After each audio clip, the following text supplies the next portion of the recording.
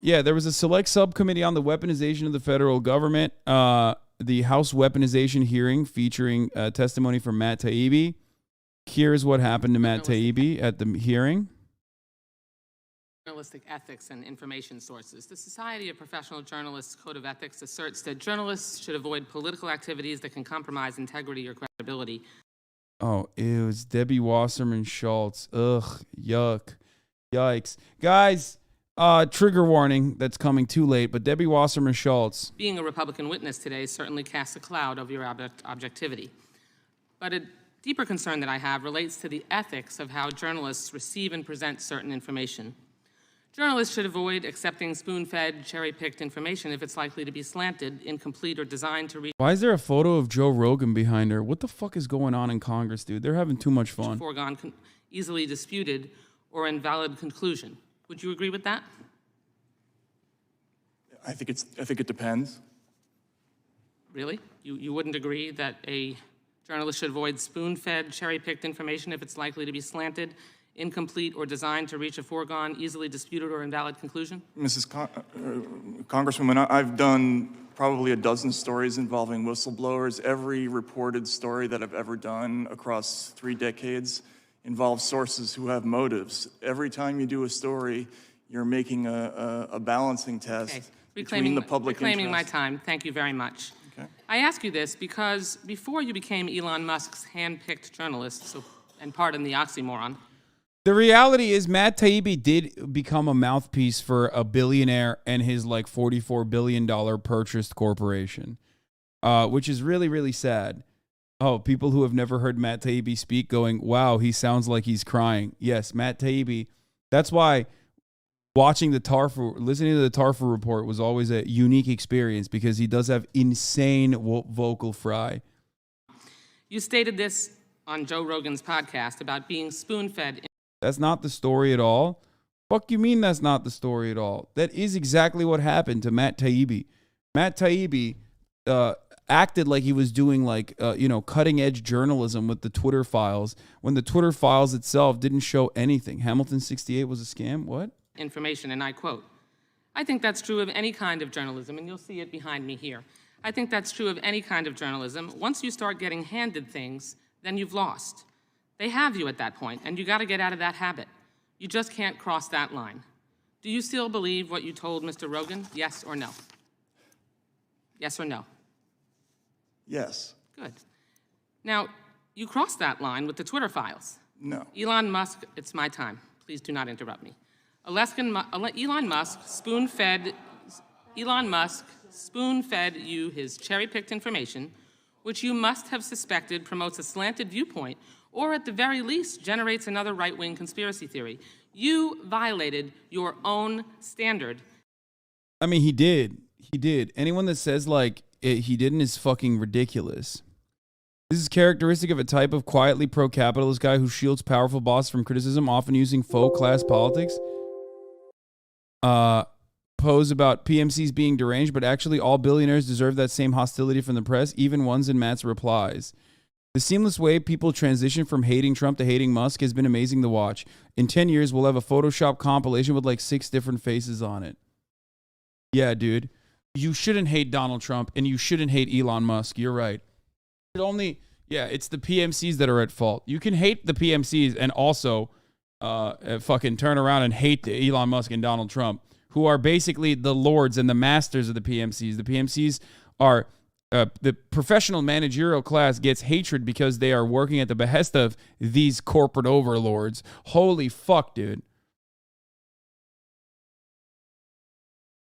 But as dreadful as it is, it's entertaining that you don't realize that only left-wing stooges take you seriously. Just out of curiosity, what's your definition of left-wing? One whose solution to every societal problem is to increase the scope of government and decrease someone else's liberty. My whole argument against modern Wall Street is that it has been that Wall Street has been that it's anti-capitalist, perverted by incestuous ties to the state.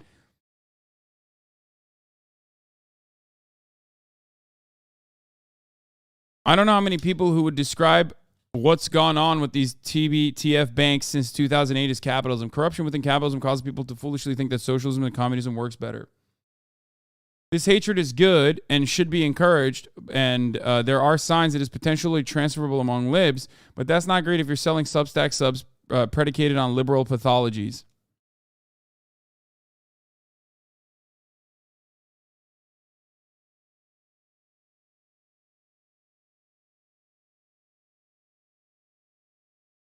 Yeah, he's hitting. It's such a sad state of affairs to see Matt Taibbi even back then talking about. I had never seen this, by the way, but it's so fucking weird to see him. The PMC is a cranky, inaccurate, and outdated sociology term used by reactionary populists. Yeah, I know, but we all understand what that means, right? That's why I'm pointing to it. The people that utilize or weaponize the term professional managerial class are also, which by the way is not a real class position from any Marxian sense, but the people that utilize that oftentimes are the same people that say things like, academics are not working class. And I don't mean DJ academics. I mean people in academia, like grad students who are doing teaching jobs and shit, are not technically workers, or Starbucks baristas and people in the service industry are not real fucking working class people. And it's like, brother, if you don't think that they're real working class people, then you have no comprehension of what the American working class looks like. It's like literally the remaining working class.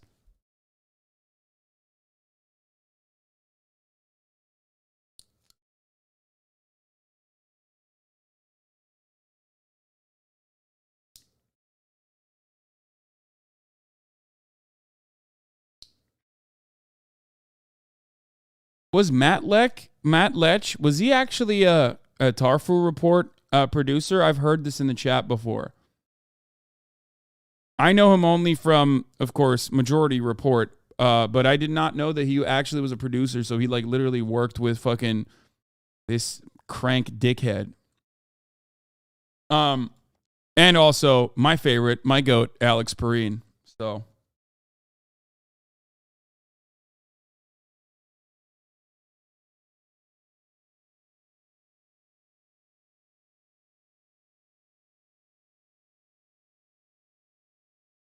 the natural progression is to go from a production-based economy to a service-based economy. So, of course, the new worker has to be baristas, etc.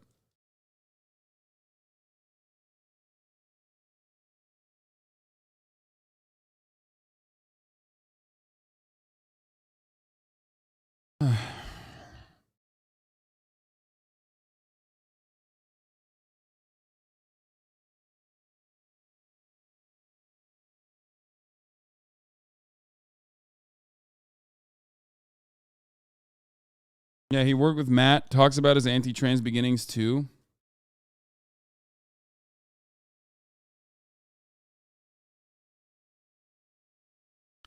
The sad part is Marx talks about them, and though he had an outdated take about what is productive and unproductive, he still called shopkeepers and what we call service workers today working class. Any Marxist that agrees with these right-wing takes is insane and not a Marxist. Yes, I do think that productive and unproductive labor is one that some of my bad faith criticizers like to deploy every now and then. Wall Street is anti-capitalist. What? Yes, it's the age-old, and some, it's the age-old argument, which ironically these very same people like to deploy against communism when someone correctly points out that, like, when the fuck has there ever been communism, right? But it's the age-old argument, which is real capitalism has not been tried yet. This is just crony capitalism. Of course, interesting that Matt Taibbi is saying that, because the last time I heard someone say that to my face was Charlie fucking Kirk.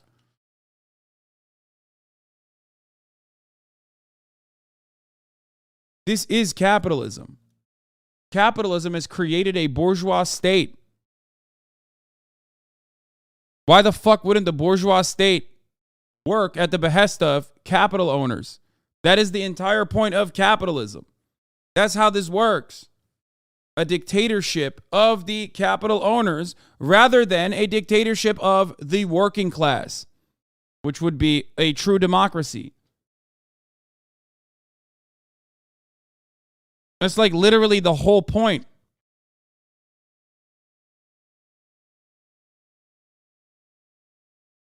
Whenever people say, oh man, real capitalism has never been tried, I'm like, when will it be tried? What do you think real capitalism is? This is real capitalism. This is how a real capitalist state operates. Those very same people also turn around. Those very same people also turn around and will routinely say, a lot of these problems that we're experiencing right now is due to socialism.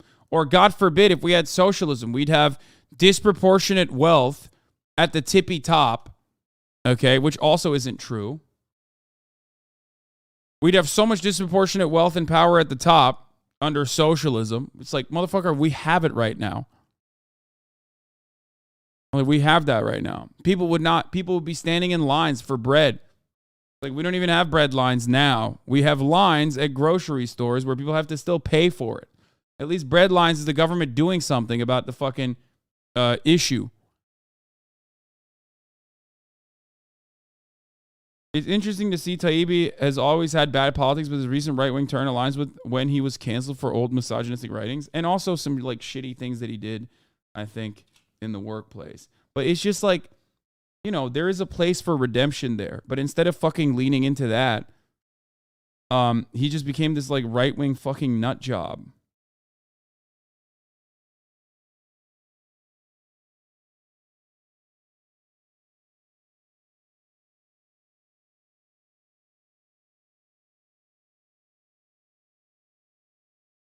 What is this? Hamilton 68 was not only accusing Trumpers of being Russian state actors, but leftists too. It was a sham. What the fuck is I don't even know what Hamilton 68 is, dude. I don't know what you're talking about. I don't know. Is it one of those like Twitter files things that I didn't read or watch because it was boring as shit and it didn't show us anything other than like a bunch of people crying that like fucking Hunter Biden's cock pictures were not allowed to be mass distributed on fucking Twitter.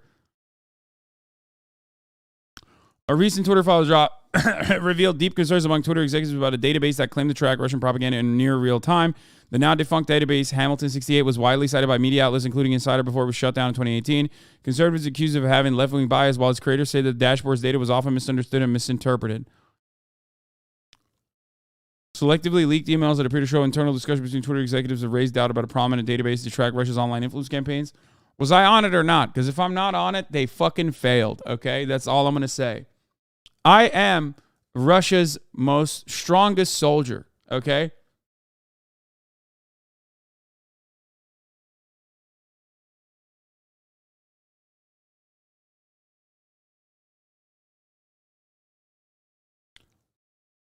The controversy surfaced in late January when the journalist Matt Taibbi posted a lengthy Twitter thread as a part of the so-called Twitter Files, an ongoing series publicizing the internal content moderation debates. It included photos of emails in which a former Twitter executive, Yoel Roth, expressed concerns about Hamilton 68, a now defunct public dashboard that tracked hundreds of Twitter accounts to monitor the spread of pro-Russian propaganda online. But now neither Taibbi nor Roth are willing to talk about the controversy. The architects of the tracker did not respond to a request for the list of accounts that it tracked. When Hamilton 68 was launched in 2017, its creators at the Alliance for Securing Democracy wrote that the tool seeks to expose the effects of online influence networks and inform public of themes and content being promoted to the Americas through a near real-time look at Russian propaganda and disinformation efforts online. The dashboard was originally created to depict hashtags, links, and issues being... This is like fucking more like endless Russiagate hysterics from a bunch of liberals, right? That's what we're looking at here. Is that what this is?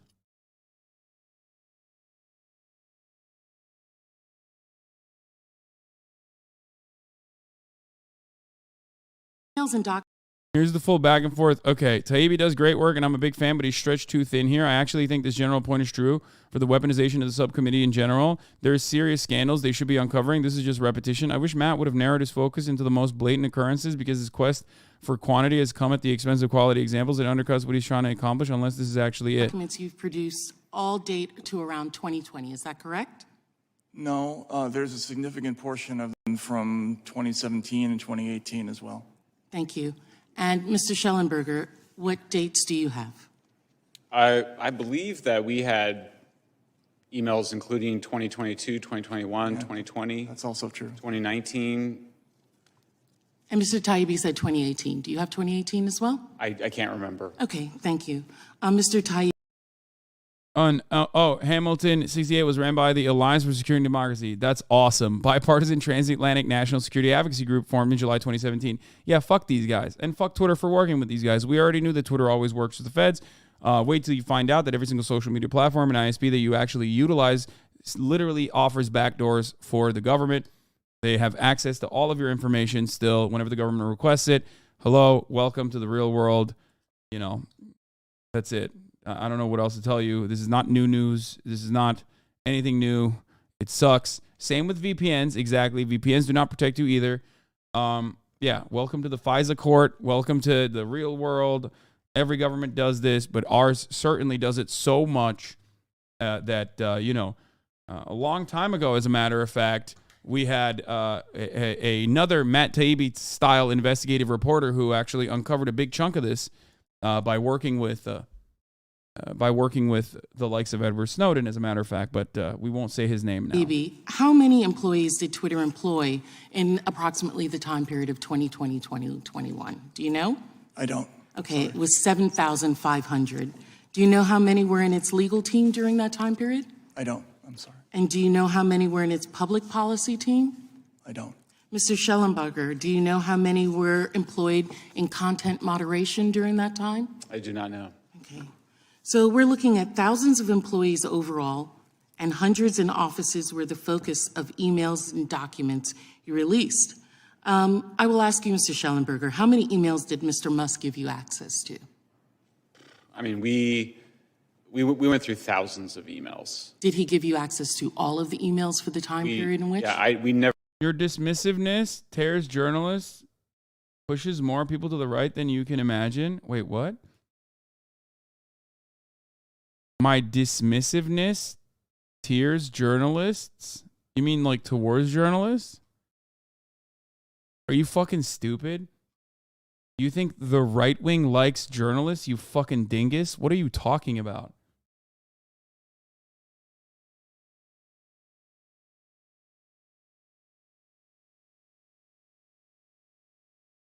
What?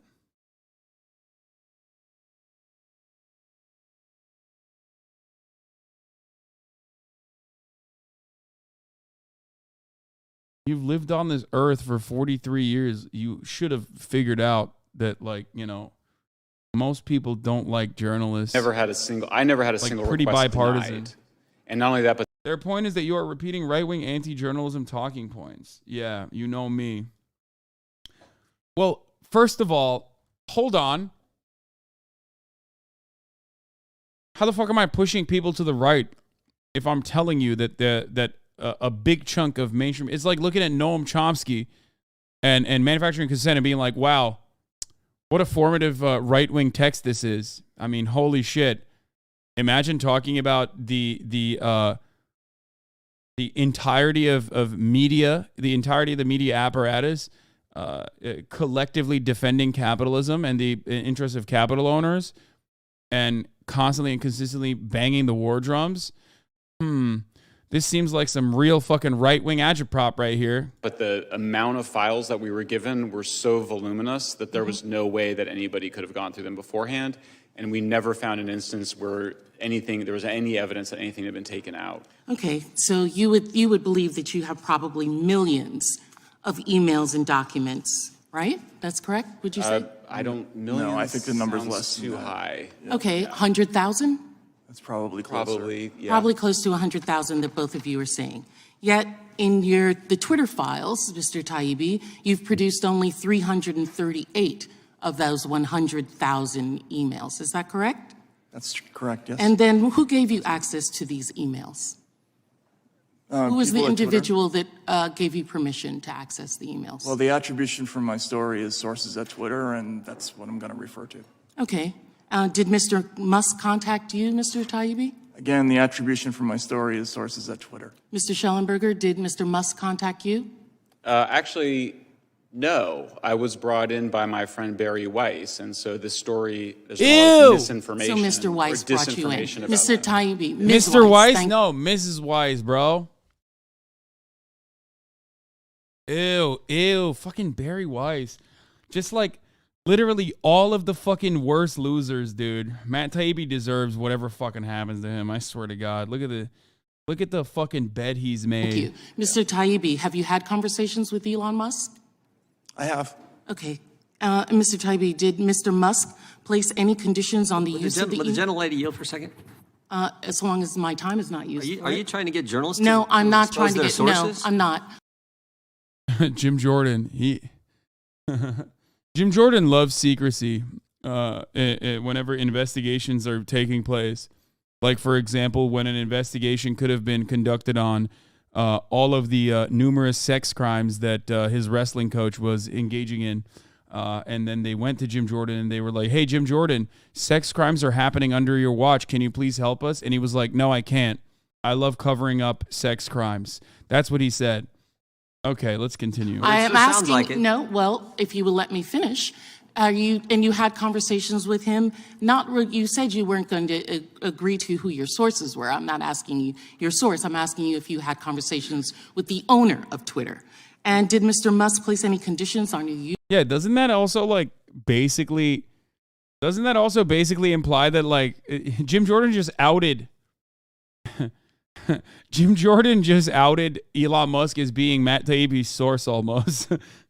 Are you asking him to out his sources, Elon Musk? Use of the emails or documents? No, in fact, I was told explicitly that we were given license to look at present-day Twitter as well as past Twitter. So you had unfiltered access to Twitter's Guys, you don't internal understand. communications? Guys, you don't understand. Jim Jordan has to defend people who are sex pests, okay? Allegedly. He has to. That's just what he does. You know what I mean? So he's just he doesn't even know anything about Matt Taibbi. He's just he heard that and he was like, I got to defend him. And systems? Yes. Would those include HR files? No. We did not have access to personal information of any kind. In fact, we signed a waiver foregoing. Have you produced that waiver to the members of anyone on this committee or any staff? I'd be happy to. Have you? The only thing I still respect about Matt Taibbi is that he's still doing that hairstyle that kind of you never really see anymore. When you do the horseshoe, you're very clearly bald and you still keep, the side hair. You're just fuck it, YOLO. I'm bald and I want everyone to know I'm bald. I really respect that. People don't do that anymore, dude. A lot of people don't do that. The Ari Fleischer. It's called the cul-de-sac. My dad does that, bald and proud. Lakari does it. I haven't, but I'd be happy. Have you given all of the access to what you were given by your source to this committee? No, and I would never do that. Okay. I didn't ask if you were given the committee, the individuals, but all of the files? No, you have not? No. So what we're getting is your dissemination, your decision as to what was important and not important in that, correct? Which is true in every news story. In every story. But you have files that you say you are sharing, but those files are just a smaller period of the files. Is that correct? Yes. Yes? Okay, thank you. And the FTC investigation of Twitter, you knew that they were investigating Twitter before the time period that Mr. Musk came on? I was aware of it, yes. And the FTC was concerned with user data being hacked or used? Is that correct, that they didn't have enough checks and balances on that data? Well, I wasn't privy to that part. Have you seen the consent decree? No, I have not. Okay, well, the consent decree is concerned with user data, which would be probably the reason that they were concerned if they're giving files to journalists that potentially data about users as well as data about individuals and employees would be given to them. My understanding so is I that didn't they ask didn't the ask- question. I didn't ask. This is a profoundly important part of this investigation, or this is the main point of this is probably one of the major points that is the reason why Matt Taibbi is there to begin with. Like, he was like, oh, they're just trying to bully me and try to bully Elon Musk because I'm doing such great journalism for Twitter or whatever the fuck. But like, no, dude, like, you have this fucking corrupt billionaire asshole who has no respect for the rule of law, no understanding of it, and no interest in like even following the legal counsel's advice on any particular matter.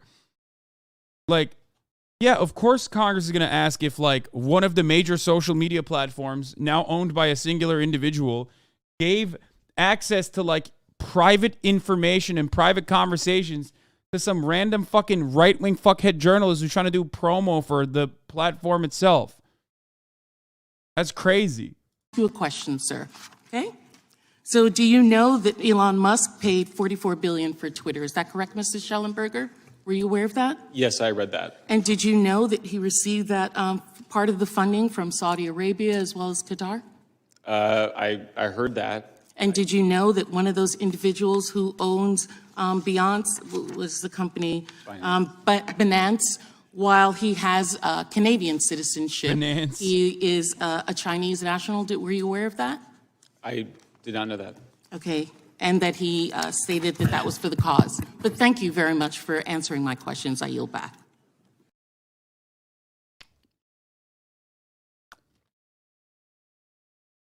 What's wrong with that? They're implying that it's a Chinese national. Oh my God, Beyonce is Chinese. No, they're implying that you are getting information from like, you are getting information that you're not supposed to have, possibly,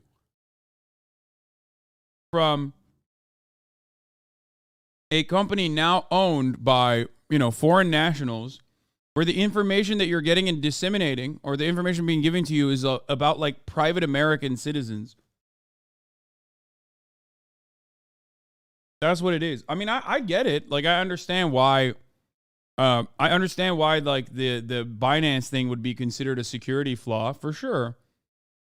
It doesn't even matter that like my own personal feelings on China does not change that reality. That's a stupid conspiracy take.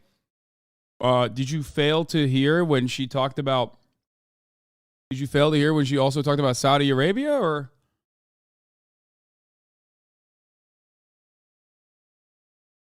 I mean, I don't know the dude's background. I work for Binance. You work for Beyonce.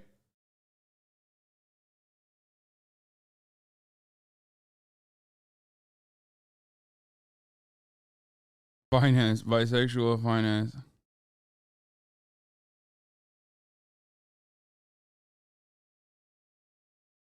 Now, I don't know what this dude's background is. So they're saying we are the only one who can spy on our own people. Yeah, of course they're saying that.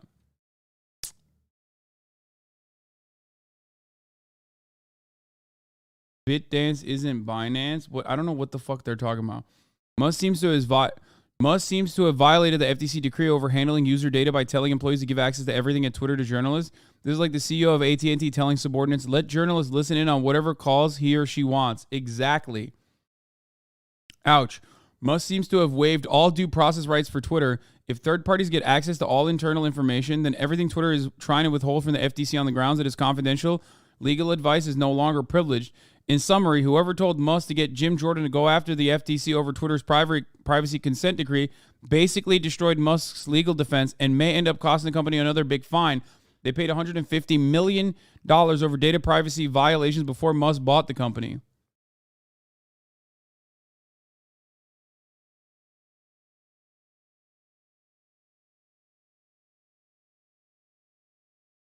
That part. Like, this motherfucker, does he not realize? I mean, I guess it's yet another instance, again, it's yet another instance where, like, Elon Musk is just behaving in this insane manner, like the petulant, petty little tyrant child he is, where he's just like, I don't give a fuck about the law.